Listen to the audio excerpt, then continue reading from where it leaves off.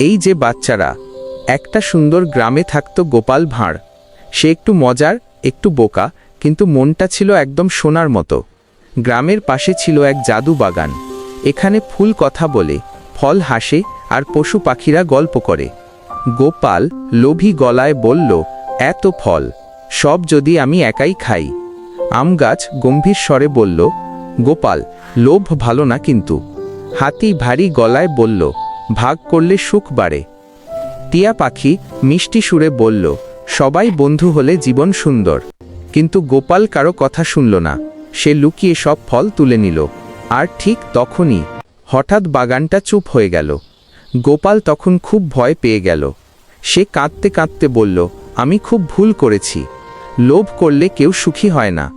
গোপাল সবাইকে ডেকে বলল, চলো, আমরা সব কিছু ভাগ করে খাই।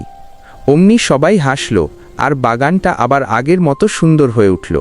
বাচ্চারা, সবসময় মনে রেখো, লোভ খারাপ, ভাগ করলে আনন্দ বাড়ে, প্রকৃতি আমাদের বন্ধু।